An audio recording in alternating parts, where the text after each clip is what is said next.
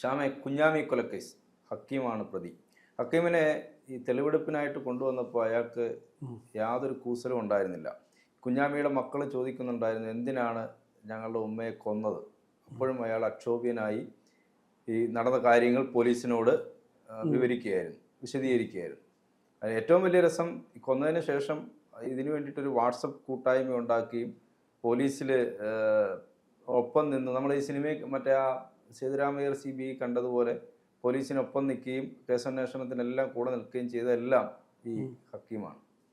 അതെ, ഇയാള് വളരെ ക്രൂരമായിട്ടുള്ളൊരു കൃത്യമാണ് ചെയ്തിരിക്കുന്നത്. ഇവനെയൊക്കെ മനുഷ്യന്റെ ഗണത്തിൽ പോലും പെടുത്താൻ പറ്റാത്ത ആൾക്കാരാണ് ഈ ഹക്കീമൊക്കെ. അയാള് ഈ വീടിന്റെ തൊട്ടടുത്താണ് താമസിക്കുന്നത്. ഈ കുഞ്ഞാമി എന്ന് പറയുന്ന ഈ സ്ത്രീയുടെ വീടിന്റെ തൊട്ടടുത്ത് താമസിക്കുന്നവരാണ് ഈ ഹക്കീം. അയൽക്കാരനാണ്. ഈ സെപ്റ്റംബർ 3-ാം തീയതി എനിക്ക് തോന്നുന്നു ഇവരുടെ മകളുടെ പേര് സജന എന്നോ മറ്റോ ആണ്. അപ്പൊ ഈ സ്ത്രീയും അവർക്ക് പിന്നെ രോഗാവസ്ഥയെ തുടർന്ന് അവർ ആശുപത്രിയിൽ പോയി അവർ ഏറെ വൈകി. ഈ കുഞ്ഞാമി മാത്രമേ വീട്ടിലുണ്ടായിരുന്നുള്ളൂ. ഇത് വെള്ളമുണ്ടയല്ല, വയനാട് വെള്ളമുണ്ട. അപ്പൊ ഈ വെള്ളമുണ്ടയിൽ ഈ സ്ത്രീ മാത്രമേ വീട്ടിലുണ്ടായിരുന്നുള്ളൂ. ഇതിന്റെ തൊട്ടടുത്താണ് ഈ ഹക്കീം താമസിക്കുന്നത്. അപ്പോൾ വൈകിട്ട് ഒരു 3 മണിയായപ്പോഴത്തേക്ക് ഈ മകളുടെ പേരക്കുട്ടികൾ, അതായത് കുഞ്ഞാമിയുടെ പേരക്കുട്ടികൾ വീട്ടിലെത്തിയപ്പോൾ ഈ കുഞ്ഞാമി വീട്ടിലില്ല. ഇവർക്കാണെങ്കിൽ അധികം ദൂരം നടക്കാനൊന്നും സാധിക്കുന്ന ഒരു സ്ത്രീയൊന്നും അവശതയാണ്. അപ്പൊ വൈകിട്ട് എത്തിയപ്പോൾ ഈ സ്ത്രീ വീട്ടിലില്ല. അപ്പൊ ഈ പേരക്കുട്ടികളാണ് ഇതിൽ ആദ്യം പരാതി പറയുന്നത്. പിന്നീട് മകൾ പരാതിയുമായി രംഗത്തെത്തി. മകൾ പരാതിയുമായി ആരുടെ അടുത്തേക്കാണ് പോകുന്നത്? ഈ ഹക്കീമിന്റെ അരികിലേക്ക്, ഹക്കീമിന്റെ അടുത്തേക്കാണ് പോകുന്നത്. ഹക്കീം ഉടൻ തന്നെ പിന്നെ ഒരു വാട്സപ്പ് കൂട്ടായ്മ രൂപീകരിക്കുകയും പിന്നെ പൊതുപ്രവർത്തകരെയും നാട്ടിലെ ചെറുപ്പക്കാരെയും എല്ലാം ആഡ് ചെയ്തുകൊണ്ട് ഒരു വാട്സപ്പ് കൂട്ടായ്മ ഉണ്ടാക്കിക്കൊണ്ട് അതിലേക്ക് വോയിസ് മെസ്സേജ് ഇട്ടു. നമ്മുടെ കുഞ്ഞാമി ഉമ്മ, അവരവരുടെ എല്ലാവരും അറിയപ്പെടുന്ന ഒരു സ്ത്രീയാണ്. അവർ നേരത്തെ തോട്ടം തൊഴിലാളി, തേയില തോട്ടത്തിലെ ജീവനക്കാരിയൊക്കെ ആയിരുന്നു ഈ കുഞ്ഞാമി. അപ്പൊ എല്ലാവരും അറിയപ്പെടുന്ന ഒരാളാണ് ഈ കുഞ്ഞാമി എന്ന് പറയുന്ന സ്ത്രീ. അപ്പൊ അവരെ കാണാനില്ല എന്ന് പറഞ്ഞ ആദ്യത്തെ വോയിസ് മെസ്സേജ് ഇട്ടത് ഈ ഹക്കീമാണ്.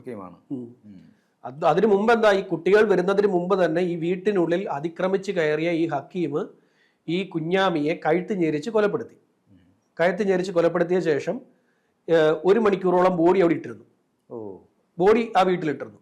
എന്നിട്ട് ഇയാൾ കാറിൽ പോയി ഈ ഏതാണ്ട് 600 മീറ്റർ അപ്പുറം ഒരു ആളൊഴിഞ്ഞ പറമ്പിൽ ഒരു കിണറുണ്ട്, അവിടെ വരെയുള്ള റോഡ് ആൾക്കാരില്ല എന്ന്, ആ പ്രദേശം ആളുകളില്ല എന്ന് ഉറപ്പുവരുത്തി. ഏതാ അതായത് കൊണ്ടിടുന്ന പ്രദേശത്ത് ഡംപ് ചെയ്യുന്ന സ്ഥലത്ത് ആളുകളില്ല എന്ന് ഉറപ്പിച്ച ശേഷം തിരിച്ചു വന്ന് ഈ ബോഡി എടുത്ത് ഡിക്കിയിലിട്ട് ഡിക്കി അടച്ചുകൊണ്ട് ഈ 600 മീറ്റർ അപ്പുറമുള്ള ഈ ആളൊഴിഞ്ഞ പറമ്പിലെത്തി. ഇതിനുശേഷം ഈ വെള്ളം വളരെ കുറവാണ്, അവിടുത്തെ കിണറ്റിലേക്ക് ഈ സ്ത്രീയുടെ ബോഡി എടുത്ത് ഇട്ടു. ബോഡി എടുത്ത് ഇടുന്നതിന് മുമ്പ് തന്നെ ഡിക്കിയിൽ വെച്ചുകൊണ്ട് തന്നെ ആഭരണങ്ങൾ അഴിച്ചു മാറ്റി. ആഭരണങ്ങളൊക്കെ വളരെ തന്ത്രപൂർവ്വമാണ് അഴിച്ചു മാറ്റിയത്. അതായത് ഫോറൻസിക്കിന്റെ പരിശോധനയിൽ പോലും പിടിക്കാത്ത തരത്തിൽ കയ്യുറ ഉപയോഗിച്ചുകൊണ്ടാണ് ആഭരണങ്ങൾ ഊരിയെടുത്തത്. ഇത്രയും ബുദ്ധിമാനായി ചെയ്ത ഇവൻ എന്ത് ചെയ്തെന്ന് വെച്ചാൽ ഈ ആഭരണങ്ങൾ കൊണ്ടുപോയി അവിടുത്തെ ഇസാഫ് എന്ന് പറയുന്ന ഒരു ബാങ്കിൽ കൊണ്ടുപോയി പണയം വെച്ചു. ആ ബുദ്ധി പോയി എവിടെയെങ്കിലും ഒക്കെ. അതെ, ആ ഒരു പാവ സ്ത്രീയോട് നീതി വേണമെന്ന് പിന്നെ എന്താ പറയാ, അദൃശ്യമായിട്ടുള്ള ഒരു ശക്തിക്ക്, അദൃശ്യമായ ഒരു ശക്തി എവിടെയുണ്ടെന്നാണ് ഞാൻ വിശ്വസിക്കുന്നത്. അദൃശ്യമായ ഒരു ശക്തി അത് എവിടെയുണ്ട്. ആ അദൃശ്യമായ ശക്തി ഈ പറയുന്ന പോലെ പിന്നെ പ്രവർത്തിച്ചു. അത് ഇവന് ആ ബുദ്ധി കൊടുത്തില്ല. ആ ബുദ്ധിയിൽ ഇവനെ ബ്ലോക്ക് ചെയ്തോളാം. അപ്പൊ ഇവരെന്ത് ചെയ്തു, ഇസാഫ് എന്ന് പറയുന്ന ഈ ബാങ്കിൽ കൊണ്ടുപോയി പണയം വെച്ച് ഇപ്പൊ പോലീസ് നോക്കിയപ്പോൾ ബോഡിയിൽ സ്വർണമില്ല. ക്രൈം ആണെന്ന് തെളിയാൻ അത് 4 പവന് വേണ്ടിയാണ് അയൽക്കാരിയെ കൊലപ്പെടുത്തിയത്. അതായത് ഒരു വൃദ്ധയെ, ആരോഗ്യാവസ്ഥ വളരെ മോശമായി ജീവിക്കുന്ന ഒരു വൃദ്ധയെ അവന്റെ കയ്യൂക്ക് വെച്ച് അവൻ ആ സ്ത്രീയെ കൊലപ്പെടുത്തി. വളരെ പിന്നെ ദുഃഖകരമായിട്ടുള്ളൊരു കൊലപാതകം. നമ്മളെക്കാൾ എന്താ പറയാ ആരോഗ്യാവസ്ഥയിൽ മോശപ്പെട്ട ഒരാളോട് അങ്ങനെ ഏറ്റുമുട്ടുക എന്ന് പറയുന്ന പോലും അത് ഈ മൃഗങ്ങളുടെ പ്രവൃത്തി പോലും. കാറൊക്കെ ഉള്ള ആളാണ് ഇപ്പോ. ഇവന്റെ ജോലി ഇവൻ ഗൾഫിലായിരുന്നു, വിദേശത്തായിരുന്നു. അതിനുശേഷം ഇവൻ നാട്ടിൽ വന്ന് അവിടെ ഒരു തുണിക്കട നടത്തി, ടെക്സ്റ്റൈൽ ഷോപ്പ്. ഈ ടെക്സ്റ്റൈൽ ഷോപ്പ് നടത്തി അതിൽ പരാജയപ്പെട്ടു. ഇപ്പോൾ ഒരു ഫുഡ് സപ്ലൈ വാഹനത്തിലെ ജീവനക്കാരനാണ്. ശരി.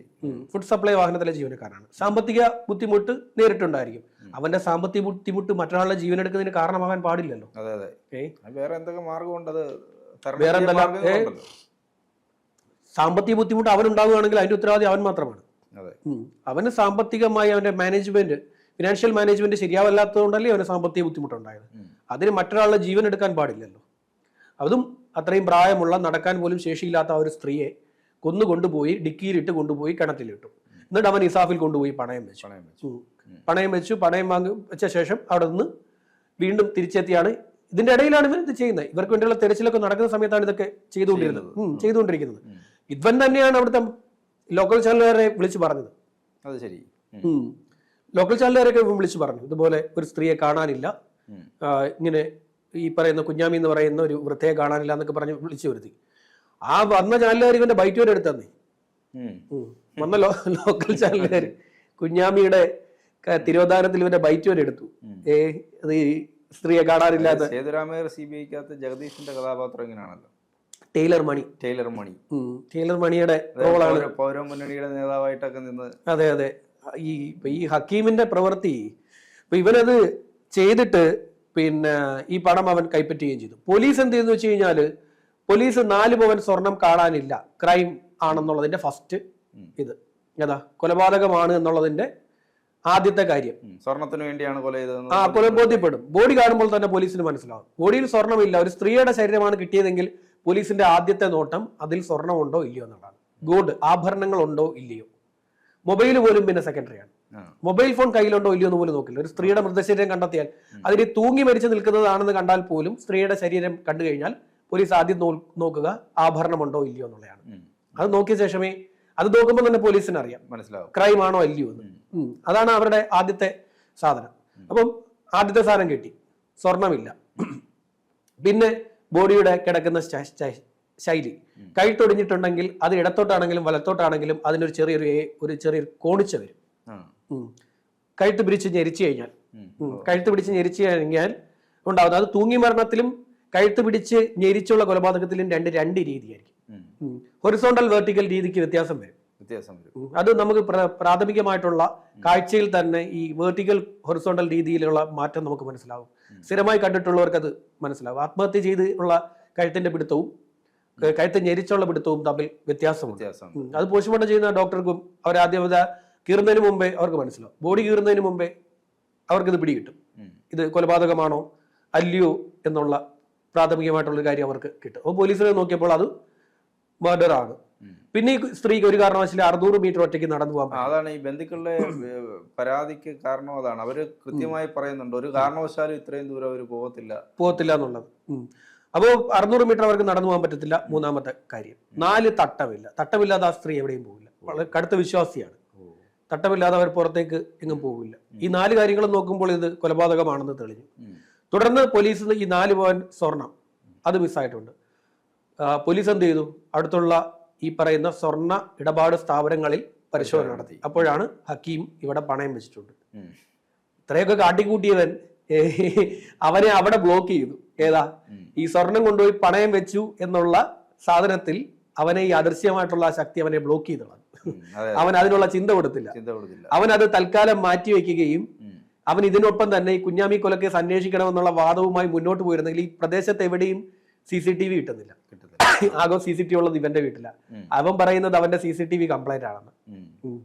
ഇവന്റെ CCTV ദൃശ്യം അവിടുത്തെ CCTV കംപ്ലൈന്റ് ആണെന്നാണ് ഇവൻ പറയുകയും ചെയ്തത്. തെളിവുകൾ വേറൊന്നുമില്ല, വേറെ തെളിവുകളില്ല. ഈ 600 മീറ്ററിൽ CCTV വേറെ ഇല്ല. അത്തരത്തിൽ ബ്ലാങ്ക് ആണ് കേസ്. പക്ഷേ അവൻ എന്ത് ചെയ്തു, ആ സമയത്ത് അവന്റെ മണ്ടത്തരമല്ല, അവനെ ബ്ലോക്ക് ചെയ്തോളൂ. അവന്റെ ചിന്തയിലെ ബ്ലോക്ക് ചെയ്തു. അവന്റെ ചിന്തയെ എങ്ങനെയെങ്കിലും കാശ് സമ്പാദിച്ചാൽ മതി എന്നുള്ള അവന്റെ വ്യഗ്രതയിലാണ്. അതിനുവേണ്ടിയാണ് അവനത് ചെയ്തത്. അവൻ ആ സമയത്ത് തന്നെ ആ വ്യഗ്രത കാണിച്ചുകൊണ്ട് സ്വർണം പണയം വെച്ചില്ലായിരുന്നെങ്കിൽ ഇനിയും സമയമെടുത്തേനെ ഇവനെ പിടികൂടാൻ. അപ്പോഴും ഇവൻ പൊതുസമൂഹത്തിൽ മാന്യനായി ജീവിച്ചാണ്. ഇന്നലെ ഇവരെ പിന്നെ തെളിവെടുപ്പിന് കൊണ്ടുവന്നു. അപ്പൊ അവന്റെ ക്രൂരത വളരെ വളരെ വ്യക്തമാണ് അവന്റെ മുഖത്ത്. അവൻ എന്ത് ചെയ്തെന്ന് വെച്ച് കഴിഞ്ഞാൽ വളരെ പിന്നെ ഒരു ഭാവവ്യത്യാസവും ഇല്ലാതെ അവൻ ആ കാര്യത്തെയൊക്കെ നേരിട്ടു, തെളിവെടുപ്പിനെ നേരിട്ടു. ഞാൻ ഇങ്ങനെയാണ് വീട്ടിൽ വന്നത്, ഇങ്ങനെ പോലെ കഥകിൽ മുട്ടി, അവർ സ്ത്രീ തുറന്നു, കഥ തുറന്നു ഉടനെ അവർ പുറകോട്ട് തള്ളി, തറയിൽ വീണ അവരെ ഞാൻ കഴുത്ത് ഞെരിച്ച് കൊലപ്പെടുത്തി. കഴുത്ത് ഞെരിച്ച് കൊലപ്പെടുത്തുമ്പോൾ അവർ കാലിട്ട് അടിക്കുന്നുണ്ടായിരുന്നു. പിന്നെ അതിനെ തുടർന്ന് അവിടെ പാത്രം തട്ടി തറയിൽ വീണു. ഇക്കാര്യങ്ങളെല്ലാം അവൻ പറഞ്ഞു. ഈ കാര്യങ്ങളെല്ലാം അവൻ പറഞ്ഞു. അതിനുശേഷം ബോഡി കൊണ്ടുപോയ രീതി, ബോഡി ഡിക്കിയിൽ കയറ്റിയ രീതി, ഈ കാര്യങ്ങളെല്ലാം വിശദീകരിച്ചു. അതിനുശേഷം ആ കിണറ്റിൽ കൊണ്ടുവന്ന് ഇട്ടതും പറഞ്ഞു. അതിനിടയിലാണ് ജോണേട്ടൻ പറഞ്ഞ ഡയലോഗ് ആ നാട്ടുകാർ വിളിച്ചു പറഞ്ഞു, എങ്ങനെ കുഞ്ഞാമി ഉമ്മയെ കൊലപ്പെടുത്താൻ നിനക്ക് തോന്നിയടാ എന്നുള്ള ഒരു ചോദ്യം ആ നാട്ടുകാർ വിളിച്ച് ചോദിക്കുന്നു. അതാണ് നമുക്കും ചോദിക്കാനുള്ളത്. അത്രയും പ്രായമുള്ള, നടക്കാൻ പോലും പറ്റാത്തൊരു സ്ത്രീയെ ഇങ്ങനെ കായികപരമായി നേരിട്ട ഇവനെ ഒന്നും ഒരു കാരണവശാലും പുറം ലോകം കാണിക്കരുത്. അവൻ അകത്ത് തന്നെ കിടക്കണം. എല്ലാ കാലത്തും അകത്ത് തന്നെ കിടക്കട്ടെ.